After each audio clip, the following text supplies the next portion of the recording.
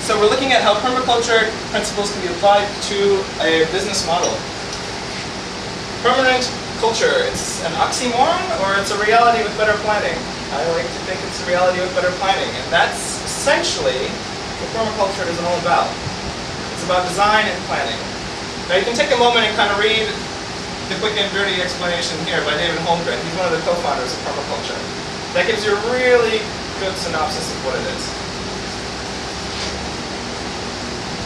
And I find the best way to sum up permaculture is that it's a design system. If you're going to just sum it up very neatly, it's a design system.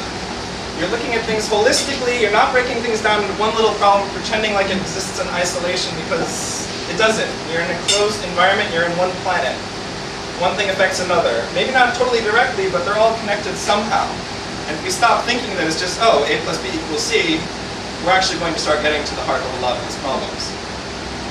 So, permaculture, just to kind of dive in a little bit further, it was originated by David Holmgren and Bill Mollison in the 1970s and originally applied to agriculture. What they were trying to do effectively was to tie in as many different systems, both from human involvement, natural involvement, animals, and find all the symbiotic ways that you can get these things working together so you don't have to work so hard and dump chemicals onto land to get things to grow, to kill off insects that you don't want. It's about achieving a balance. And so from that I thought, actually there's a lot of wisdom in that. There's a lot of parallels to what I'm trying to accomplish with my own business. I'm trying to find out ways to get into the community, ways to be involved with the media, ways to influence people, ways to learn myself, because again, I don't have all the answers, I'm just your average Joe Schmo. So I thought there's a lot of logic here that can be used. Why don't I delve into this and kind of draw what permaculture can do for me? So, I went through each of the 12 principles and examined how they might work for this particular business. So the first one, hopefully you can read it because the font gets a little bit blurry, unfortunately. The first one is observe and interact. Beauty is in the eye of the beholder. I think interaction is really healthy. And nowadays we seem to equate interaction with something we do online. It's Facebook, I sent somebody a message or what have you. That's our interaction. So you might not see people outside of your office for most of the week, but you send some message to your friends on the weekend, like having a free moment, and that's good, right? Well, okay, but let's not forget to get out there and meet people again. Let's not forget to be interacting with our environment. So what I tried to do was focus on how I could get this to work both online and out in the real world. So I put an emphasis from day one on doing things like green drinks, getting out to events, networking, helping with community projects like Unitech Horticology Sanctuary, which I can kind of show you some slides of in a minute. Mentoring groups like Nexus, which is Auckland University's student sustainability group. Learning through workshops, I do a lot of them. I go out to a lot of workshops. It seems like every week there's something going on. So getting out there and trying to find out new things of what's the cutting edge of knowledge right now. And then trying to share a lot of that information as much as I can, both back through these groups, but also online, through the blog, through Twitter, through Celsius, or editor at large, and also on LinkedIn and things like that. So kind of just finding ways of getting the word out there. Hey, I came across this. This is actually really interesting. We should try this. You should know this. What have you. So interaction's really key. And from a business point of view, there's a really good argument for doing this. I think people have this traditional notion of marketing as like, we got to put up some flyers, we got to send out some emails, we got to send out messages to people, put up a billboard, get a car and drive around town with our logo on the side. It's not always the most effective way, especially if you're trying to reach a targeted audience, as this business is. So it's much better to go out and be involved with people and be visible, meet people, hear their stories, find out what's going on with them, what's important, what they're struggling with, what they don't understand, what they're doing really well at in some areas. Transfer that knowledge, share that expertise, and understand the context of how issues are born in society. How do people perceive climate change, like for example here in Singapore? How does that affect their understanding and the action they can take on it?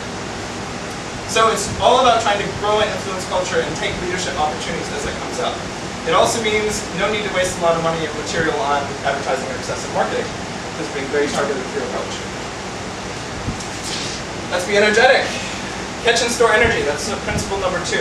That's real big, especially in natural systems, to try to get as many different nutrients and things to work together as possible. But we also view energy in a slightly different form from a business point of view. As information, as interest, as curiosity, as a catalyst, human relationships, Money, that's all energy. That's all stored energy. You never know when someone's going to help you out. You never know when you can be of service to somebody else. If you don't have really good cash flow in a business, you're pretty well stuffed. So all these things are really important. And again, it sort of mimics this whole natural notion of catching and storing energy.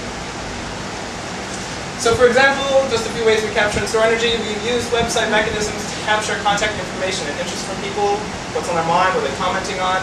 We deliberately make the conscious effort to connect with people. Again, as we go out and about, refer information back. We use a financial plan, like any business hopefully should, to grow earnings and strategically use what's been earned.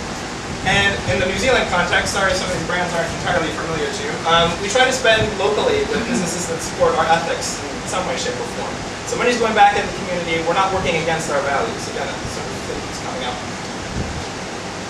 Also investment locally. So the big question, what are you working for? What I discovered, obtain a yield. This is the third principle. What I discovered, that's sort of what we're working for. And for a lot of people, that just equates to money. Yield is all about money. It's all about the concept of value in money. It's something tangible like that. But I think there's a lot of other ways that you can obtain a yield. And for us, I think at this point in time, maybe eventually this leads to a multi-billion-dollar business, and I would hope so. But at this point, I think experience is the best yield because that's what we're going to need to adapt in the future. We're going to need to be flexible. We're not going to be reliant on preconceived notions and an obsolete business model, producing products that no longer have a place in our world. It's all about being able to share information. So it's all of these things. It's all about experience. That's the best yield. I guess I can go into this a bit. For example, positive lifestyle changes will be one yield. If you've never heard of results-only work environment, Google it. Really cool stuff. Worked with Best Buy in the United States and did some fantastic stuff for them. Finding a focused, meaningful way to make a living. A way to progress your own ethics and values and morals and goals, so that you're not just like working for some little KPIs that you're sort of disconnected with, but it's somebody's idea of like what you should be doing with your job. It's actually something that you want to do. Being visible in the way that you walk the talk through client projects that reinforce the values of the brand. And yeah, sure, okay, money does come into the mix, but for us that's sort of not the primary driver. I mean, it's part of that picture, it's an essential part, but if you're just getting up out of bed every day to make money, what's the point? You can't eat it, you can't take it with you when you die. And there's a really great Kiwi guy, and unfortunately he's way blurry in this picture, but Sir Angus Tate, he started a really successful electronics business, and he's got a great phrase, what the hell would I want $50 million compared to the satisfaction of putting together something worthwhile? Amen, exactly, that's what we're getting at. Number 4, apply self-regulation and accept feedback. So you're trying to control what develops, you're trying to systematically, holistically, design the process from the ground up. Trying to enable a critical examination and judgment, using judgment, not just saying, well, that's what we should do, or that's what the boss handed down, actually questioning some of those things. Why do we do it this way? Is there a better way? Is there a better model? So we're trying to refine our business plan and practices, trying to use quarterly and annual reviews to make sure that we're on target, using feedback from clients and website visitors to kind of steer where we're going, and also personal development log. Am I actually enjoying this as I'm doing it? That's important. It's a lot of work to run a small business, a lot of work, and from my point of view, if I'm not enjoying it, then what the hell, I should be just working for somebody else again, right? Now, the next one, use and value renewable resources and services. From a business point of view in New Zealand, this was a no-brainer. Meridian energy, all carbon neutral, all renewable energy source. If we do some work in Singapore, we don't really have this option. So we're going to have to kind of revisit this in a slightly different fashion, reinterpret this particular permaculture principle. But anyway, from our point of view, we said, hey, there's an easy decision we can make around the energy, where it comes from, how we're powered from day one, why don't we do it? Next one, produce no waste. And this is becoming quite big lately. It's like, oh, cleaner production, what a great idea. We're actually saving money and materials. Oh, it's better for us. And it's good for the planet, or planet that we live on. Well, yeah, waste is poor design. Now, the next one, use and value renewable resources and services. From a business point of view in New Zealand, this was a no-brainer.